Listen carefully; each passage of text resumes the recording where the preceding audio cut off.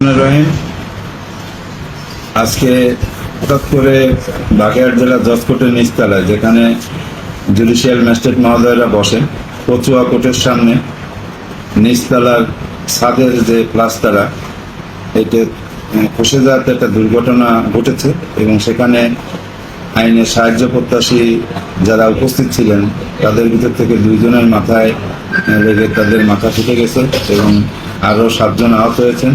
তাদেরকে তাৎক্ষণিকভাবে বাগেরহাট সদর হাসপাতালে প্রেরণ করা হয়েছে এবং হাসপাতালের তত্ত্বাবধায়ক সাহেবকে অনুরোধ করা হয়েছে তাদের সার্বিক চিকিৎসা নিশ্চিত করার জন্য।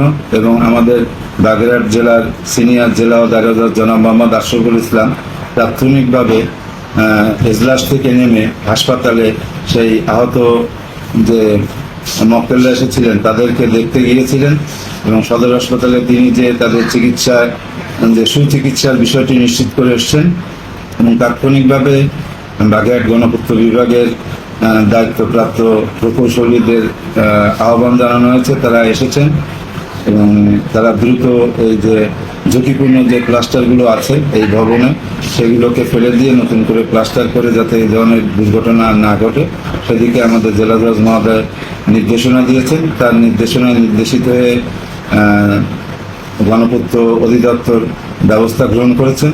আর আজকের এই দুর্ঘটনায় যারা আহত হয়েছেন তাদের জন্য দোয়া রাখছি, আল্লাহ যেন তাদেরকে দ্রুত সুস্থ করে দেন। এটি একটি নিছক দুর্ঘটনা, এই দুর্ঘটনার কারণে তারা আহত হয়েছেন। যাই হোক, তাদের দ্রুত সুস্থতা কামনা করি। এবং আমাদের জেলা জজ কোর্টে আপনারা জানেন যে আমাদের চিফ জুডিশিয়াল ম্যাজিস্ট্রেট ভবন নেই, এই একটি ভবনেই আমাদের বিচার চালাতে হয়। সেক্ষেত্রে অনেক লোকজনের সমাগম ঘটে এবং আমাদের এই ভবনটিও পুরাতন, যে বিষয়ে গণপূর্ত বিভাগ তাদের কাজ চালাচ্ছে। আমরা আশা করি যে দ্রুত যারা আহত হয়েছেন তারা সুস্থ হয়ে। ধন্যবাদ।